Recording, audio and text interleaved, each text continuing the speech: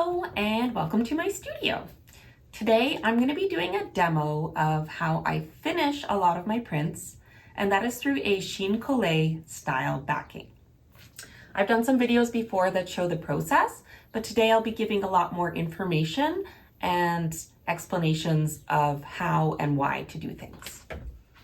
So I work a lot with Gumpy paper. Gampi is a kind of Japanese paper that is usually very thin, although it can be found in different weights. And it has a lovely, smooth, almost shiny surface. This is the print I'm going to be working with today. And you can see this one is already quite thin, but here's an example of another kind of Gumpy paper, and you can just see how thin this one is. What I really love about Gumpy is not just the look and the feel of the paper, but it's the fact that it is easy to use for hand printing. And what that means is that without using a huge amount of force, you can pick up all the details of your print. So this is really perfect if you're trying to do something like wood engraving or lithography and you don't have a press. So even though these are already really lovely on their own, sometimes you might want something a little more substantial as a finished print for sending to exhibitions or framing. And that's where the process of Chine Coll comes in. When people talk about Chine Coll, they're usually referring to doing the process while printing. But what I am doing is, instead of doing the printing and pasting at the same time, I do my print first directly onto Gumpy paper or some other very thin paper, and then once this has dried, I will be pasting it onto a backing paper, and you end up with a result like this. All right, let's talk about our important tools and materials. So you will need your print on Gumpy or some other thin paper that will stay strong when wet. You need your backing paper. I'm using BFK Reeves. You will need a good quality brush to apply the starch paste at the back of the print. You need something to wet your backing paper. I'm going to be wetting mine with a brush. You could soak it or spray it with an atomizer. A good pair of tweezers can be very useful. Starch paste. This is Yamato Nori. A piece of mylar or acetate to hold the print in place while you glue. You will also need a bowl, some water, some clean rags or paper towels, and something to dry the print when you're done the Chine Coll process. All right, the first step is going to be to take your print where the ink has definitely already dried and trim the edges.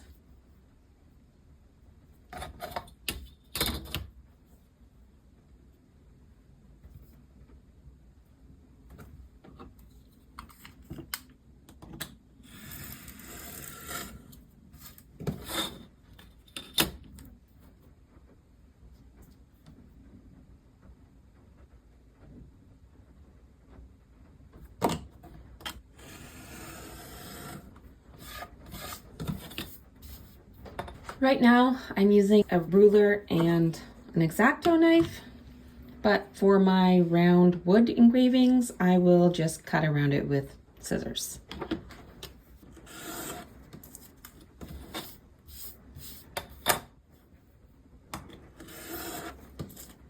This is a print that I actually printed both on the front with stone lithography and on the back with foil lithography. Next, I'm going to damp it by paper.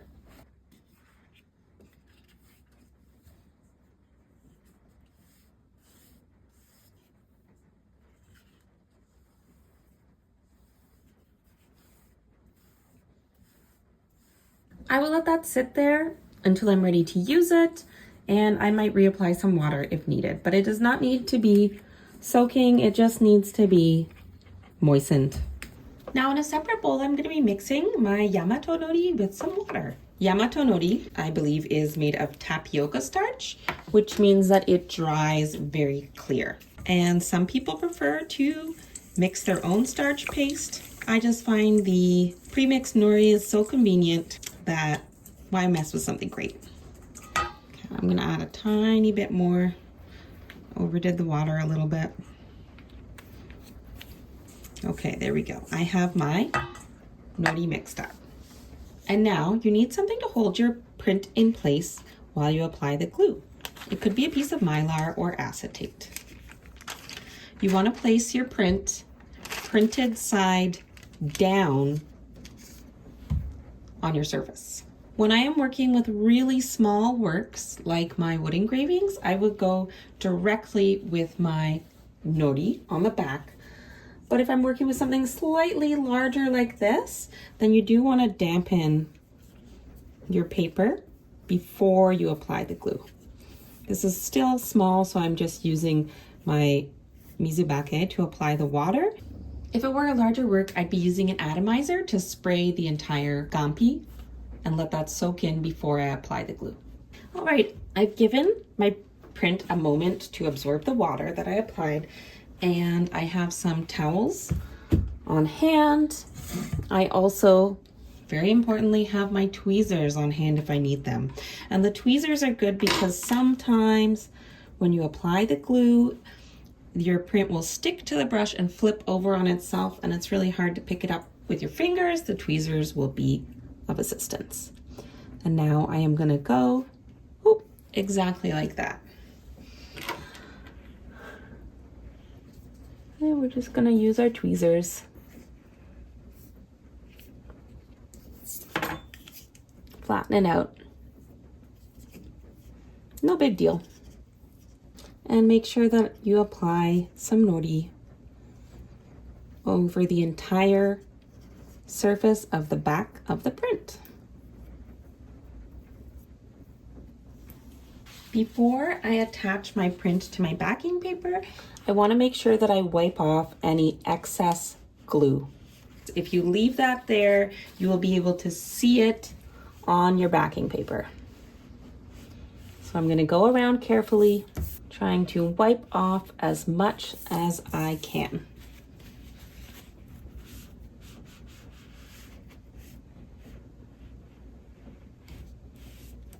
Now I need to press this onto my backing paper. When I'm working very small, I will just eyeball it and place my print from above.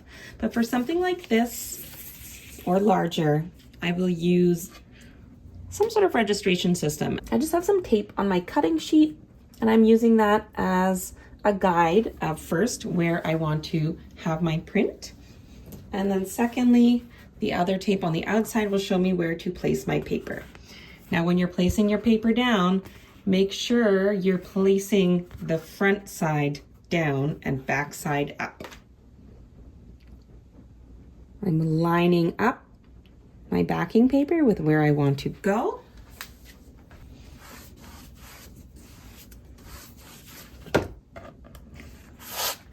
I'm going to flip it over, and now I'm going to apply pressure.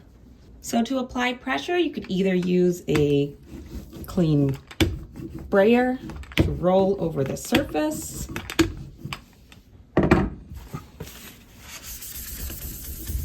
You could just press with your hand.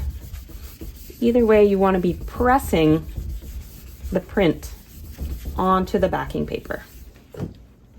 If you had a press, you could be rolling it through the press. And then once you've applied pressure, you want to peel off your plastic sheet.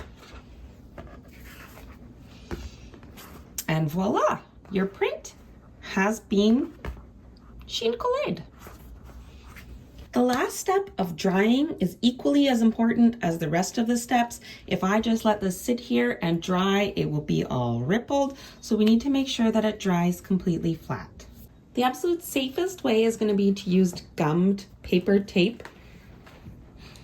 to attach it to a wooden board and allow it to dry like that.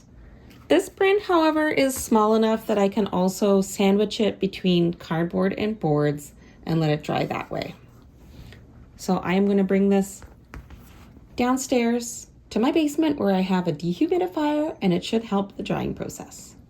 I'm going to be sandwiching my print between some cardboard, and finally on top I have to put something nice and heavy so it stays flat. And I'm going to leave it like that for a day, and when I remove it, it should be nice and dry. If you don't have a dehumidifier, then you want to put your print in a dry area with a fan blowing at it.